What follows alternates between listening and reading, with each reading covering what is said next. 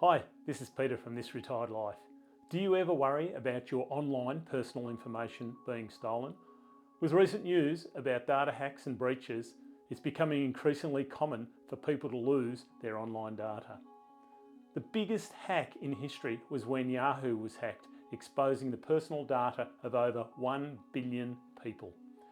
Just recently, in Australia and New Zealand, Latitude Financial Services confirmed that up to 14 million customers were impacted by a data breach. With so many data breaches happening, it's really important to know how to protect yourself. And in this video, we'll be sharing our top 6 important tips on how to keep your personal data safe.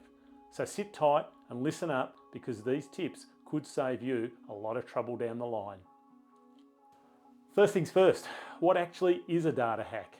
Essentially, it's an unauthorized access or exposure of sensitive information. Hackers exploit software vulnerabilities, weak passwords, or use phishing attacks to gain access to this information. They can then use the stolen data for identity theft, financial fraud, or social engineering attacks. But don't worry, we've got your back. Here are our top tips on how to protect yourself.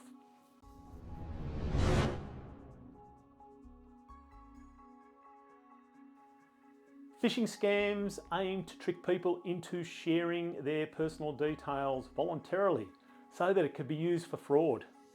If the crooks already have some of your details from a data hack, they can make such phishing scams look very legitimate.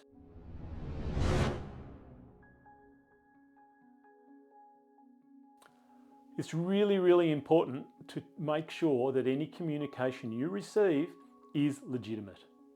Look really carefully for unfamiliar email addresses and any tells that it might be a scam or fake email. Less sophisticated scams are more likely to have typos, spelling errors, and grammatical errors than legitimate correspondence from a bank or other official organisation.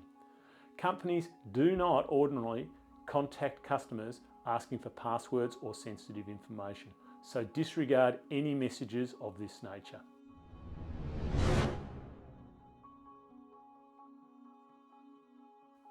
Do not open text messages or follow links from unknown or suspicious numbers. Never follow links to third-party websites from an email or another message. They could take you straight to a fake website that might look very real, but is going to take all of your personal data and put your finances at risk. Go straight to the official website or call the organisation involved. Don't download or open attachments unless you are absolutely certain of what they are. Often, such attachments can add malware to your computer, which again can harvest your personal information.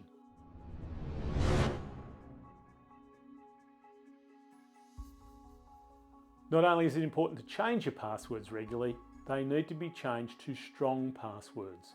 A strong password should be 16 or more characters long. It should be a combination of letters, numbers, and special characters. It's also important not to share passwords with other accounts. Once one password's cracked, you may find that they get into all of your accounts. And avoid using any personal information in your passwords. Dates of birth, pets' names, all are open to phishing attacks, particularly on Facebook, so be very careful.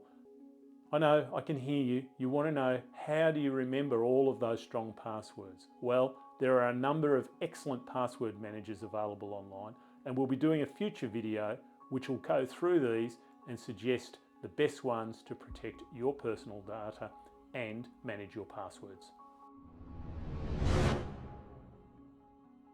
Yeah, it seems obvious, but you need to close those credit cards as soon as your data's been stolen. It's very easy to get online and to block a credit card from being used, and after that you can go the extra mile and cancel the account and start a new one if that's necessary.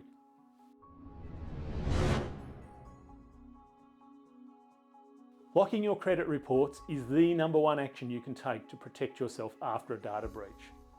The easiest way to do this is to use a company such as Credit Savvy in Australia. There are others, but I've personally used Credit Savvy and I found it very easy to use and does a great job of making sure your credit reports are locked.